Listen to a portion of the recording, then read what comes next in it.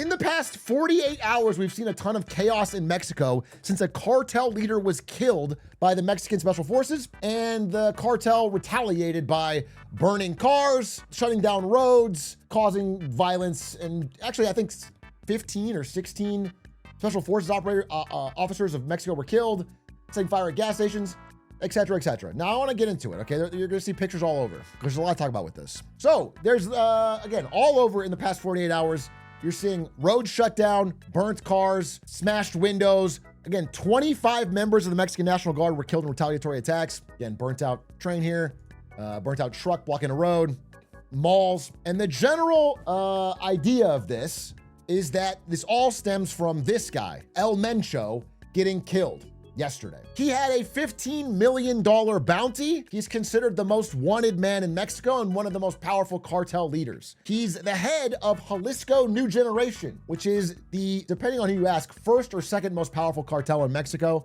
based out of here in Southwest Mexico, in Jalisco near Guadalajara. And you can see on this map, they're the blue one, okay? So basically the Sinaloa cartel and them, between the two of them, they have the most power. And the thing that differentiates the Jalisco New Generation cartel is that they are the new generation, as in they're the new, hungry, dangerous, upstart cartel in Mexico that is like, they have a higher youth percentage, more Gen Z, and they use a lot more tech. I'm not trying to glamorize any of the cartel here. They're all fucking insane murderers, but let's go to it, okay? They're using landmines. More specifically, they're using a ton of drones. They have popularized the use of drones, not only for drug delivery, but for scouting, armed attacks. Here's an example. They use an off-the-shelf drone to infiltrate a heavily protected compound of a state prosecutor's office in Tijuana. They are adopting new tech into the cartel industry. You know, it was a very interesting angle on this that I thought actually made me laugh out loud. Somebody actually wrote a piece about how this new tech is killing cartel jobs. Traditionally, controlling turf for extortion or drug retail has required the presence of sicarios, hitmen, and fighters. Trafficking, intimidation, and population control will become less labor intensive. We'll see extensive layoffs of the people they currently employ. For centuries, organized crime and illicit economies provided livelihoods for many who could not find employment in legal economies. But with the increasing use of remote platforms, automation, and AI and criminality, this safety valve, we're through the looking glass, dude. We're in a crazy time. The purpose of these attacks that we're seeing here in the beginning is largely to, retaliate against the Mexican government, but also more specifically, they're trying to harm tourism. Basically, it's a threat to the Mexican government that's saying, you killed one of our own, and so we are going to make tourism less appealing, cause a ruckus there, which will kind of push you into not doing this again. That's the idea. Again, already on like Business Insider, it's like, some Americans are thinking twice about traveling to Puerto Vallarta. By the way, I just want to say, even though all this is real, I still think they've cracked down on a ton of it. Tons of Mexico are very safe and lovely to visit. That being said, let's talk about it more. So, how did they catch him? El Mencho was not caught because of going out in the open. He was not caught because of someone on his team flipping on him. He was not caught because of some incredible satellite tracking. He was caught because of his mistress. They couldn't track him. In fact, the reason I keep using this photo is because he has like 3 photos ever. He's been running for decades. He has like 3 photos ever. He's extremely off the grid. Unfortunately, he was also horny. So instead of tracking him, they just tracked his mistress. She went to the compound where he was, and when she left, they assaulted it. Now, some people, I think it was 65 people died. I don't know the makeup of who died on which side, but it was a bloody firefight. He escaped to the woods. They tried to put him in a helicopter, and then he died in the helicopter. Again, maybe they shot him in the helicopter, maybe not, but he's dead. He's now dead. The thing that makes this important is the relative strength and size of this cartel. This is one of the most powerful cartels ever. Again, first or second in Mexico, has operations in like, this is not even all of them. This is an older slide. It's like literally like they're now at 42 states in America. They have developed an extremely extensive drug smuggling network that does fent, meth, and cocaine into 42 different states in America. Extremely connected. Their modern presence in Mexico is the largest of any cartel. They're slightly bigger than Sinaloa. They have, again, this is their presence in almost every state in Mexico. And the turf wars that they have primarily led and generated have caused, of the top 10 highest murder rates per capita, Mexico's like 8 of them. 7. The wars for turf within Mexico are insane. Ari's mom has been texting us about, because she lives in Southwest Mexico, about the chaos there right now. President Sheinbaum has already pushed to have troops all throughout the streets, thousands of soldiers to stop violence after the death of the drug lord. They're very, very invested in trying to stop this open violence because it affects 2 things. Number 1 is tourism, and number 2 is the upcoming World Cup games in Guadalajara. They're not just in any part of Mexico, they're here. There's 4 big games coming up, and they're here in the heart of where all of this is happening. Again, all of the stuff you're seeing, it's not all over Mexico. It's right around where this guy was killed. This is the heart of this gang. This is their base of operations, and this is where they're taking out most on the government. As of this is like 20 minutes ago, this article. It was like right before our stream went live. Security forces are still keeping up the fight with cartel gunmen a day after the Mexican military killed a drug lord. So all in all, on a very surface level, you can say successful operation. They killed a notorious drug lord who has murdered thousands of people. It's, you could say, a step of progress in the fight against drugs in Mexico.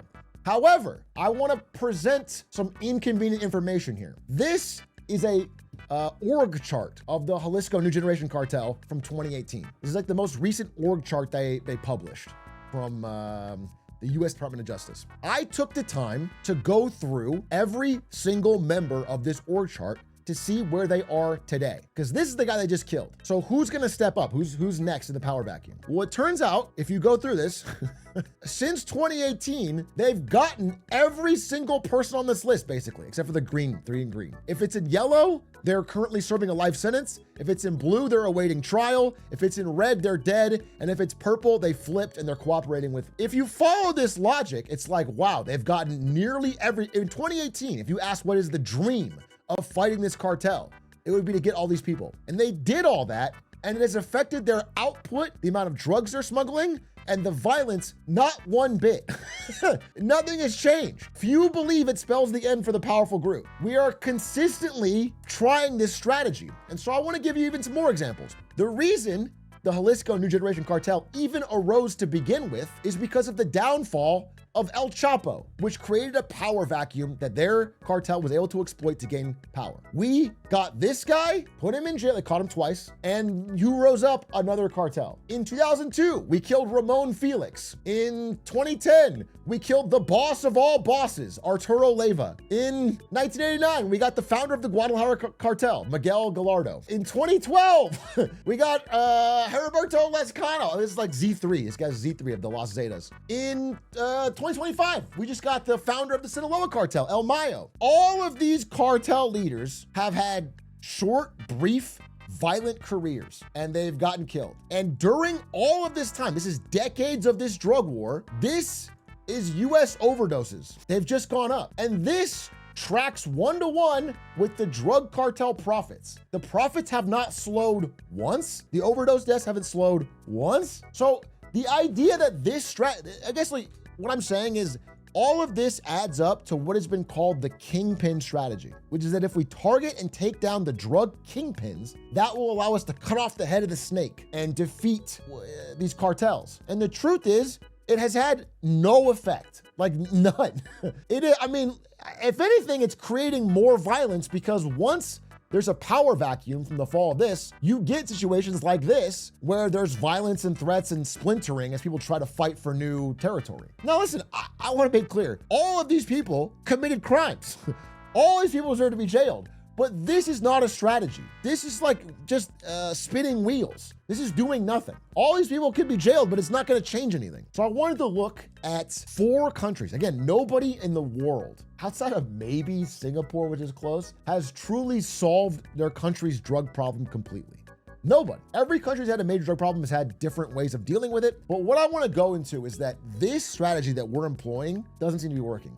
So what have other countries tried? So I looked at 4 countries that have tried different tactics to reduce their huge amounts of drug deaths or crime in their countries. Portugal is number 1 and perhaps the most interesting. Portugal had a massive heroin problem, and in '99 started a new strategy of essentially focusing entirely on treatment. Basically, they decriminalize, but it's still illegal, but it's decriminalized and that you're not locked up. They've focused all their money and time on trying to reduce the supply of users. So if you were found with possession of drugs, you were forced into like rehab. You were forced into rehab. They expanded outpatient clinics. They created methadone vans to get people off it, and they required police to show up to their counseling sessions.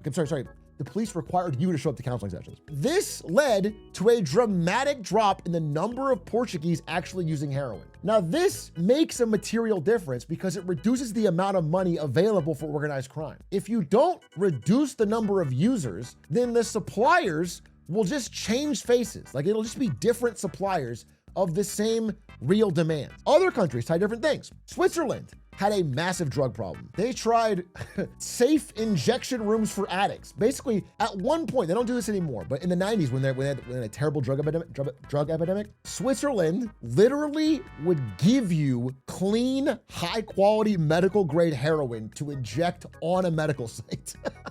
I mean, this was pretty, but their goal was, if you are getting it from the government, you are not getting it from a drug cartel. Now, they don't actually do this part anymore. They've changed their strategy a bit. And again, at one point, they did have like they called it Needle Park or something, where it was legal, and it got kind of crazy because drug smugglers were like moving there to take advantage of it. I'm not saying it's a perfect strategy. I'm saying this is a different strategy that was more effective, because it did overall, again, I'm like simplifying a complex 4-pillar strategy, but Switzerland has tried different things and has seen a reduction in overdose deaths and, again, money flowing to crime. Third thing, you're gonna see what's in common with all three of these things. Italy had a massive problem with organized crime with the mafia in the 70s, 80s, and 90s. And this judge, Giovanni Falcone, made the most progress they'd ever had. And his strategy was, we are no longer going to treat these as individual crimes. We're going to focus entirely on cutting off the money. This guy's entire strategy was finding a way to financially hinder the criminal organizations, which they passed new laws. They made it easier to seize their funds. All of this stuff had a massive effect. Now, this guy eventually was car bombed and died. Okay, so it's not like it fucking stopped the mafia. The mafia is still active in Italy today. However, after his death, they changed the laws they followed his rules even more, and homicide deaths in Italy have dropped massively. And basically what happened is the mafia became way weaker. They became way more afraid of losing their money, which made it not financially viable for them. And then thirdly, the crime that did exist, they made damn sure not to make it violent to stay out of the sight of government authorities. So like, they didn't eliminate crime. The mafia is still a thing in Italy and still powerful, but what they do is they avoid the violence and the murder because they know it'll fuck with their money. That's their new strategy. Again, I'm not saying this is a perfect solution. I'm saying it's a solution that has had measurable progress. And the thing you'll notice about all three of these methods from different countries is they attack the money. The truth is, if there's a huge, massive demand for this stuff, somebody will step in. The only progress you can make is if you make it not financially viable. If it's financially viable, someone's gonna do it. The last country that I want to mention is Colombia, because Colombia is the one country that really tried the extreme version of what we're talking about now, which is the Kingpin strategy. Colombia dramatically increased their spending on direct military conflict with cartels. They dramatically tried to hunt down the leadership. And the truth is, after decades of doing this, the progress is basically non-existent. Colombia's strategy has worked the weakest of all of them. They've driven some of the cartels underground and they've fractured the cartels. So you can say there's some progress in that there's many smaller cartels now instead of a few big ones. But the amount of cocaine production out of Colombia hasn't slowed at all. So what I'm trying to get at is like, we can, whatever you think about the killing of El Mencho today, like it's just not an effective strategy. Whatever you do, it better be part of something bigger. So that's where we find ourselves. We are at the end of decades of this failed strategy on fighting cartels, and we need to try something different. The truth is that it's so incredibly profitable, both in Europe and in America, to smuggle cocaine. It's so incredibly profitable in America for meth and fent. Like, until we get people off of these things, it's not gonna change. People don't often talk about the reverse problem, the flow of guns from the US to cartels in Mexico, because again, a market exists. Yeah, 100%. I mean, yeah, the weapons I'm talking about, the drones, the landmines, the cartels now have like full head-to-toe riot gear. They have military vehicles. They have, all this stuff is coming from somewhere. It's coming from, they have money and there's a demand for smuggling. Do you know what I'm saying? Like, so this is happening all over, and it's just because if the demand exists, somebody will find the supply.